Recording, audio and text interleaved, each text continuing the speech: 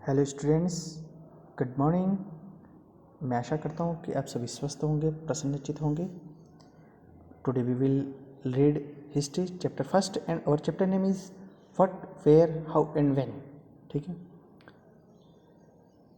What, where, how and when in words में बहुत meaning लिए हो गए थे। सबसे पहले इस चैप्टर की शुरुआत करते हैं। हम स्टार्ट करते हैं रशीदास क्वेश्चन।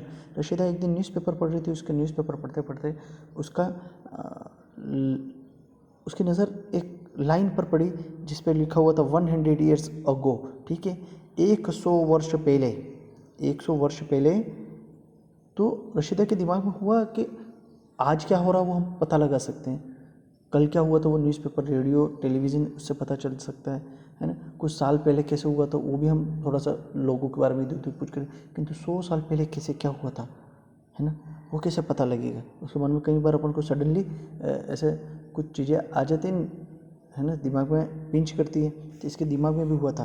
तो एक फाइंडिंग आउट व्हाट हैपेंड है, वही कह रहा हूँ कि कल क्या हुआ था हम किससे, रेडियो से, टेलीविज़न वॉच करके, न्यूज़पेपर पढ़ करके कर सकते हैं। लास्ट ईयर क्या हुआ था तो कुछ लोगों को जैसे याद रहता है ना, समबडी हूँ रिमेंबर्स, जिनको याद रहता है उससे पूछ करके।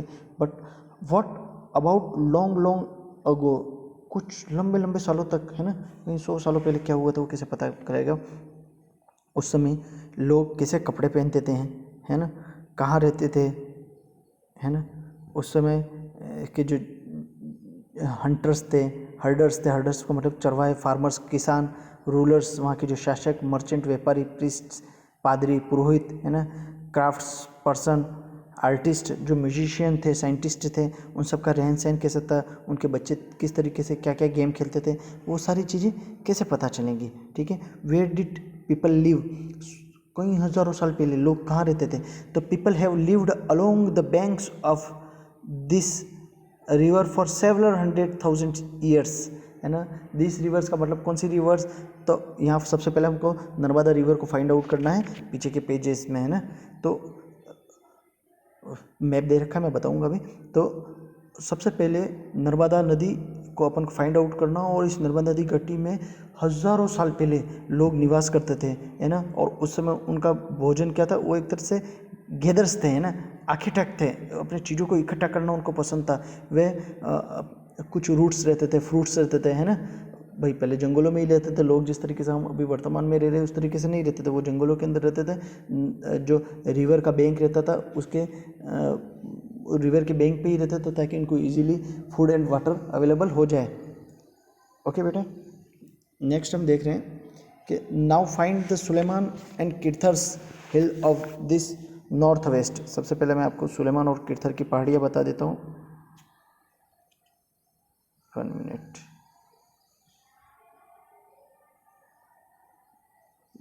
ये आ गया सुलेमान और ये आ गया एक किर्थर, इसकी पहाड़ियाँ हैं।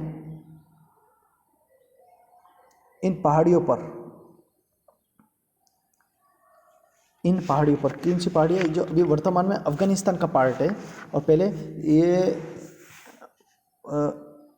बृहत्तर भारत का एक अंग माना जाता था, इंडियन सब कॉन्टिनेंटल का एक पार्ट माना जाता था।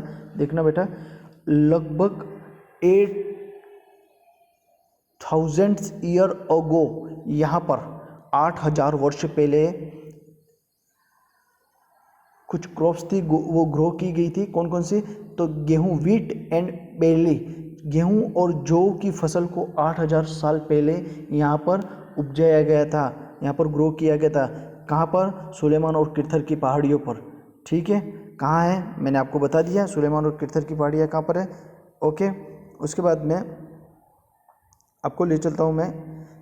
सबसे पहले यहाँ पर बता रहे हैं कि ये गारो हिल्स और नॉर्थ ईस्ट इन, हाँ, नॉर्थ ईस्ट में जो गारो हिल्स है और विंध्यास की जो हिल्स हैं वो कहाँ पर है, तो ये देख लो। ये आपकी, सॉरी, अरे एक मिनट, 1 मिनट, ये विंध्यास। ओके, और गारो के लिए मैं आपको बताता हूँ, रुको। ये गारो हिल्स। ओके, तो इस विंध्या हिल्स के नॉर्थ में सबसे पहले जो चावल होता है, राइस है ना, उसको क्या किया गया, ग्रो किया गया था यहाँ पर। ओके, अब नेक्स्ट देख रहे हैं हम। देखो सबसे पहले trace the river Indus and it's tributaries. Tributaries किसको बोलते हैं? देखो रिवर की ट्रिब्यूटरीज। ट्रिब्यूटरीज का मतलब होता है हिंदी में, आपको शुद्ध हिंदी में तो नदी और उसकी सहायक नदी है। सहायक नदी का मतलब जैसे कोई बड़ी नदी होती है, उस बड़ी नदी में आकर के छोटी नदी मिल जाती है ना। Tributaries are small river that flow into a larger river है ना।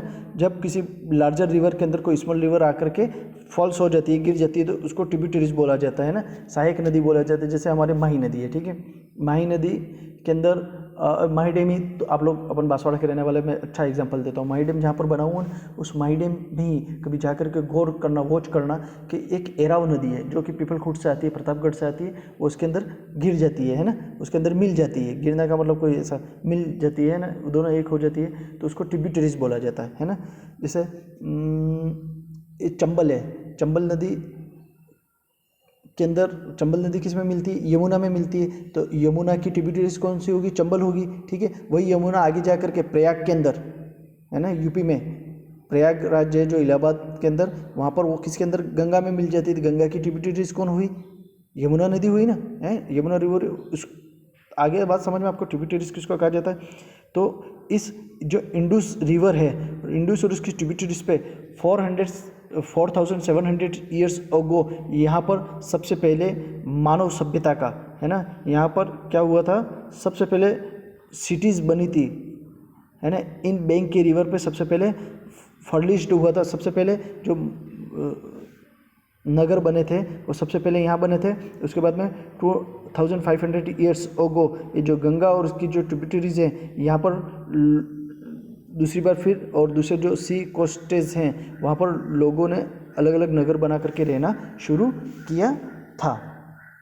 अब मैं ले लेता हूँ ये जो मगध जिसको कहा जाता है, गंगा नदी के जो निचला हिस्सा है, गंगा नदी के आसपास में उसके जो ट्रिब्यूटरीज है उसके आसपास का हिस्सा, जिसको वर्तमान में बिहार कहा जाता है, ये यहाँ के जो रूलर थे वो बहुत ही ज़्यादा पावरफुल थे।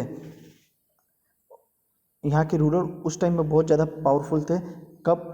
2500 ईयर्स के आसपास की बात कर रहा हूँ, उसके बाद में भी ये लोग बहुत ज़्यादा ही पावरफुल रहे।